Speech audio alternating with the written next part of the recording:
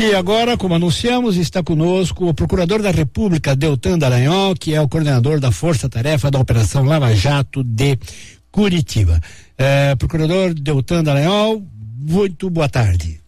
Boa tarde, Sardenberg, é uma honra estar com você e com os ouvintes da CBN. Muito obrigado pela sua atenção, pelo seu tempo. Nós temos aqui dois assuntos com o senhor, a campanha lá das 10 medidas contra a corrupção e o andamento da Operação Lava Jato. Neste caso da Lava Jato, eu queria 2 pontos com o senhor. Primeiro, até onde o senhor pode dizer, é claro, até onde está o processo de colaboração da Odebrecht e dos seus executivos. Bacana, Odebrecht, foi o modo mais, bacana, foi o modo mais organizado de começar uma entrevista que eu já vi, até já organizando as ideias, né? Em relação ao Odebrecht, especificamente, nós não comentamos eventuais processos de negociação em andamento. Essa é uma regra nossa, até para não constranger pessoas que nos buscam, porque o simples fato da pessoa nos buscar pode indicar que ela é responsável por crimes que tenha praticado. Então, nós não comentamos. Quer nós façamos, quando nós fazemos o acordo, ele se torna público no momento em que são oferecidas acusações criminais, e quando nós não fazemos, a gente simplesmente não comenta nunca aquilo, a gente mantém sob sigilo que a pessoa ou empresa nos procurou em algum momento. Tá. Mas no caso todo mundo sabe que aqui o pessoal do Odebrecht, bom, todo mundo sabe, mas enfim, tem a regra. Ok. Olha, por vezes alguns investigados, empresas, têm interesse em revelar que existe uma colaboração, porque, eu não vou falar em concreto do Odebrecht, mas porque a empresa às vezes enfrenta dificuldades de crédito e ela quer dar um sinal para os seus bancos de que ela está resolvendo o seu problema, ou interessa um investigado específico, informar que ele está colaborando, até porque ele tem relacionamentos com outras pessoas, ele está indo entregar a outras pessoas, mas nós não podemos proceder assim. Essa é até quebra, de certo modo, o que foi ajustado quando a empresa ou o investigado revela o que está acontecendo. Tá certo. O outro tema é o seguinte, procurador doutor Deltan Dallagnol, sobre o andamento da Operação Lava Jato. Os políticos perguntam muito, né, mas até onde vai isso e tal, já houve até alguma especulação sobre a possibilidade da operação concluir os seus trabalhos no final deste ano. Eu queria seu comentário sobre isso, doutor. Bacana. Não é possível nós prevermos até onde vai, porque vamos supor que nós estivéssemos acabando a operação, não tivesse mais fato para ser investigado, não tivesse mais acusação para ser proposta. Não é o caso, a gente tem muita coisa para fazer, mas vamos supor que a gente estivesse encerrando hoje. De repente, hoje ou amanhã pode aparecer uma pessoa disposta a colaborar com a justiça em função de acusações já feitas contra ela, e ela pode revelar um outro mundo de informações, um mundo de crimes de que a gente não tinha conhecimento, outras pessoas que estão envolvidas em atividades muito graves de corrupção, e nós temos uma nova linha de investigação consistente. Então, não é possível nós prevermos o fim da Lava Jato, quando acabam as investigações. Nós temos um comprometimento, que é fazer tudo o que estiver ao nosso alcance para responsabilizar todos os criminosos por todos os crimes que cometeram. A Lava Jato faz um diagnóstico de uma situação sombria de corrupção, Sardenberg. Nós, sociedade brasileira, precisamos olhar para isso e reagir. A Operação Lava Jato é tocada por uma força-tarefa, da qual o senhor é coordenador no lado do Ministério Público. A formação dessa força-tarefa tem prazo ou é indefinido? O prazo é renovado sempre. Quem autorizou a formação dessa força-tarefa foi o Procurador-Geral da República, lá no começo, antes mesmo de aparecer o caso Petrobras, quando a gente investigava doleiros que tinham praticado crimes financeiros.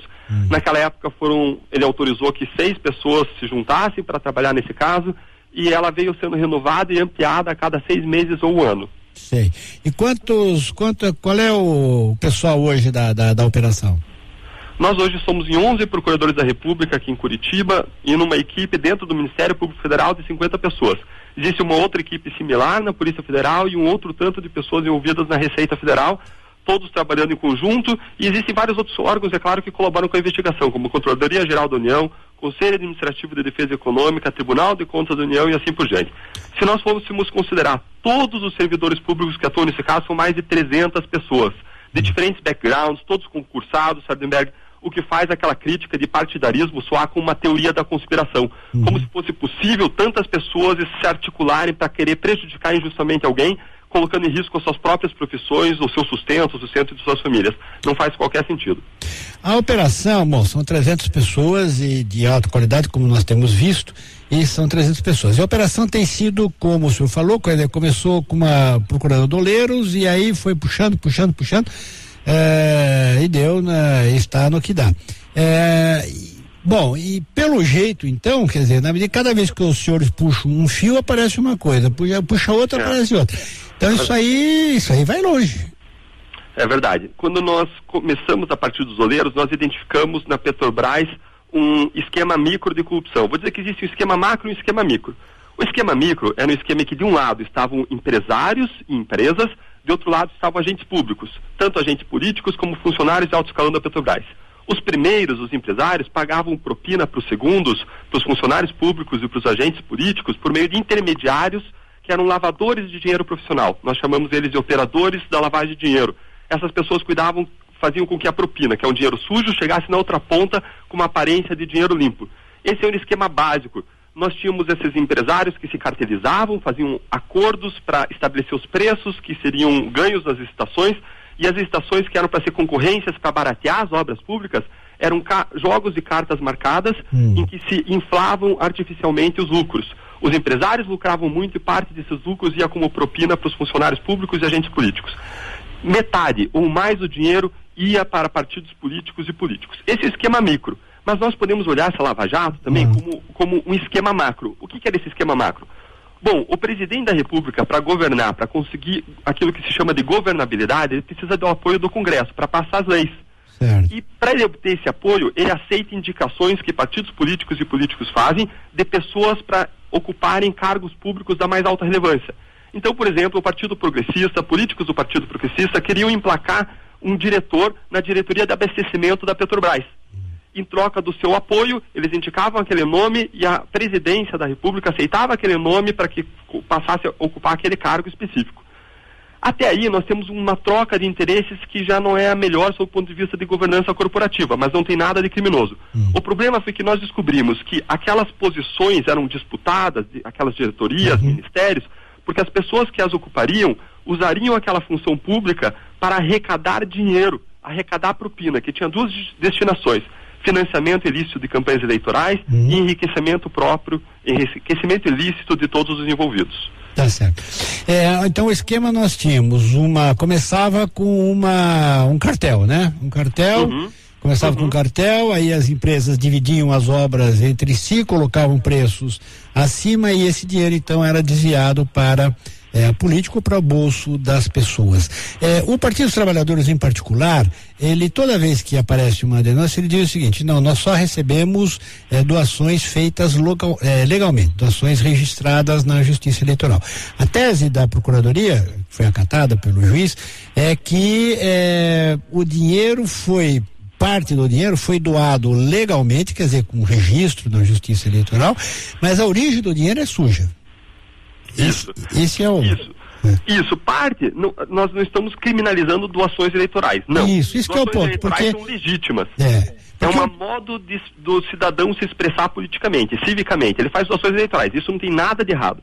Certo. O que é errado? O errado é quando existe um acerto num contrato de pagamento de propina e para lavar o dinheiro, para que pareça uma passagem do dinheiro legal, para que o dinheiro pareça legítimo, em vez de ele simplesmente dar o dinheiro espécie lá da propina para o político, para o partido político, ele fazia uma doação eleitoral, como se fosse uma expressão de cidadania, mas não era. Era um pagamento de propina. Nós temos provas de que isso aconteceu. Isso. E quando você busca disfarçar um dinheiro sujo, fazendo com que ele pareça limpo, isso é um ato de lavagem de dinheiro clássico, porque lavagem de dinheiro é justamente isso. É como se o dinheiro fosse lavado, o dinheiro sujo passa a parecer limpo. Agora, a questão que os advogados levantam e tal, quer dizer, a força-tarefa, vocês e tal, tem condições de separar o que é doação legal do que é doação suja? Nem sempre é possível separar, mas a dúvida beneficia o réu. A dúvida no processo penal beneficia o réu. Nós acusamos as pessoas criminalmente por receberem propina na forma de doação eleitoral apenas quando nós temos prova disso.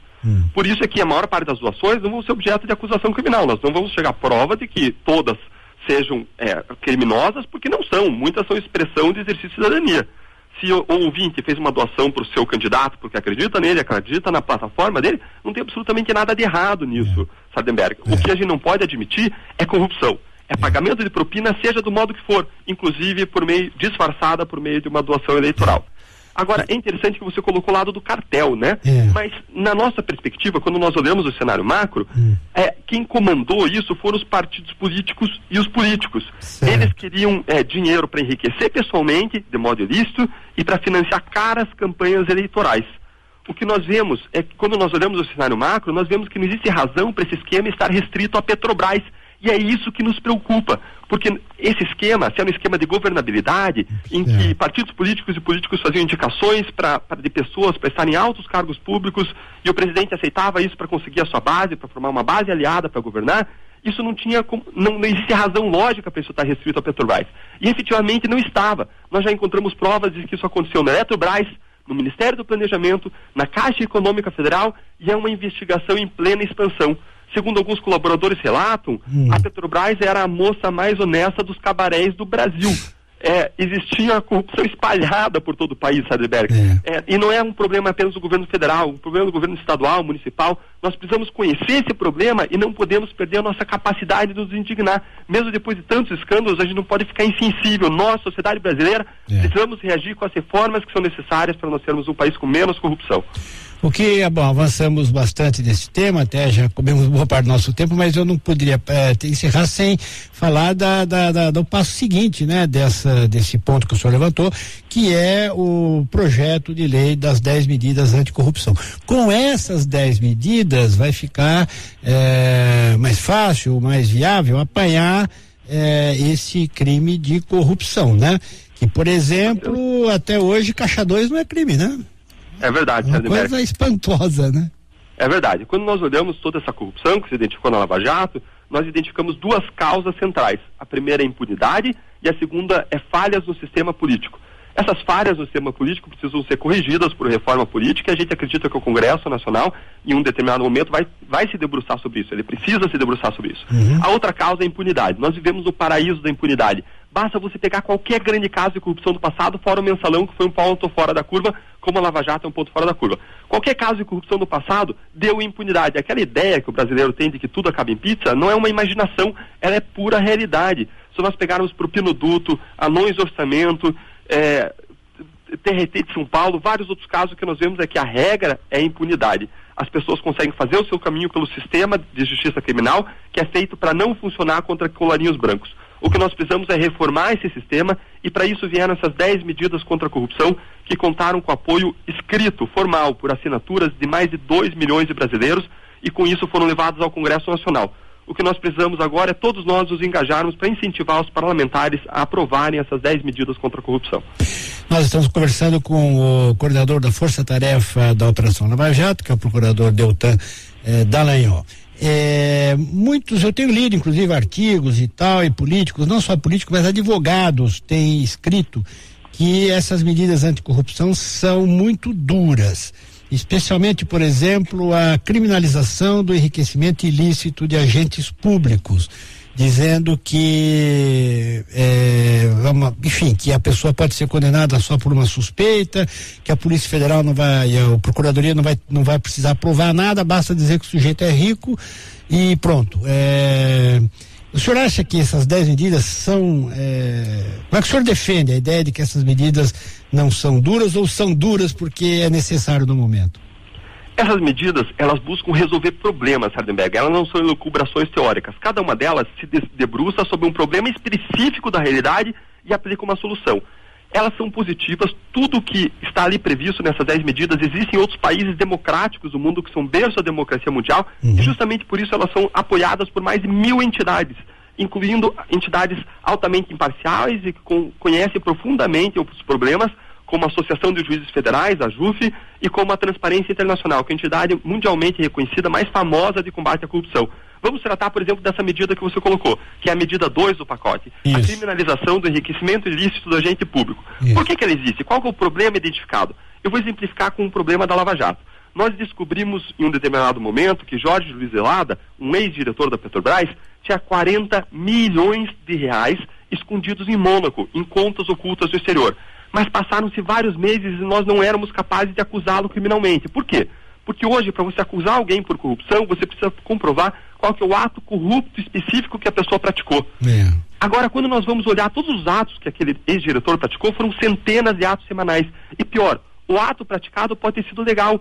Não é verdade que às vezes nós escutamos que alguns servidores públicos criam dificuldades para vender facilidades? Exato. Nesse tipo de situação, ele faz o que já tinha que fazer, só que ele recebe por isso, ele cria dificuldade para fazer o que ele já tinha que fazer. Então, olhando os atos, você não acha nada que discrepe, você não tem como descobrir qual que é o ato ilegal. Ou pense num parlamentar, se ele vendeu os votos dele, tem como eu, olhando os votos dele, saber qual que é o voto que ele vendeu? Não, porque ele é livre para votar. Então, essa medida, a criminalização do enriquecimento ilícito, é recomendado pela ONU, pela Organização das Nações Unidas, para fechar essa brecha. Para que quando nós descobrimos agentes públicos que enriqueceram ilicitamente, que têm um grande patrimônio totalmente injustificado, nós possamos processá-los criminalmente e recuperar esse dinheiro para os cofres públicos. E aí cabe ao acusado provar, ou enfim, demonstrar de onde veio o dinheiro. Exatamente. E mais, nós só podemos acusá-lo criminalmente se nós analisarmos todo o patrimônio dele e nós mostrarmos, olha, esse patrimônio de 40 milhões de reais não tem qualquer sem razão de ser. O patrimônio original dele, heranças que ele ganhou e tudo mais, mas todo o salário que ele tem, não dá 40 milhões, dá menos de 10 milhões. Não faz sentido. Isso nós temos que mostrar. Aí ele vem se defender e se ele conseguir suscitar dúvida sobre a ilegalidade, a dúvida beneficia ele e ele vai ser absolvido. Ou seja, existem todas as garantias nesse caso. Tanto é que a própria Organização das Nações Unidas recomenda essa solução. Tá certo. Procurador Deltan Dallagnol, o projeto está no Congresso Nacional e vai passar então pela tramitação na Câmara e no Senado, né? Vai ser, enfim, toda uma discussão política em torno disso.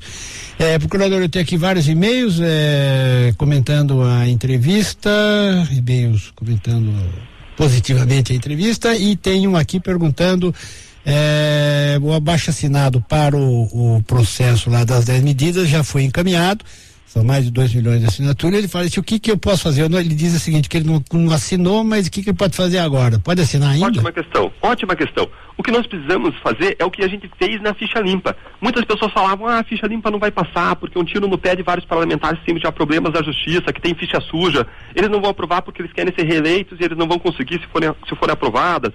Mas a ficha limpa foi aprovada porque existiu um grande e maciço incentivo da população. O que nós precisamos é fazer isso. Como que você, ouvinte hoje aqui nosso, pode se manifestar em relação a isso? Em primeiro lugar, pelas mídias sociais, replicando notícias, falando, apoiando as 10 medidas contra a corrupção. Além disso, você pode ligar para os seus parlamentares, mandar e-mail, entrar no Twitter dos parlamentares federais do teu estado e pedir a eles que se posicionem, que aprovem as 10 medidas contra a corrupção. E eu vivo postando, eu tenho uma página pública, Sardenberg, no Facebook, Deltan Dallagnol, em que eu vivo postando o que as pessoas podem fazer para se engajar. Se você clicar e curtir aquela página, você vai seguir o que está acontecendo e vai encontrar informações sobre o que você pode fazer para que essas medidas tenham sucesso. Nós já reclamamos muito de corrupção no nosso passado. Agora o que nós precisamos fazer é deixar a nossa posição de vítimas da corrupção e deixar de esperar que as reformas venham de cima para baixo. Nós precisamos assumir posição e de baixo para cima nós precisamos construir o país que nós queremos ter, Sardenberg. Procurador Deltan Dallagnol, muitíssimo obrigado por sua entrevista aqui na CBN. Eu que agradeço, Sardenberg, obrigado aos ouvintes pelo precioso tempo, obrigado a você, grande abraço. Obrigado, até uma próxima.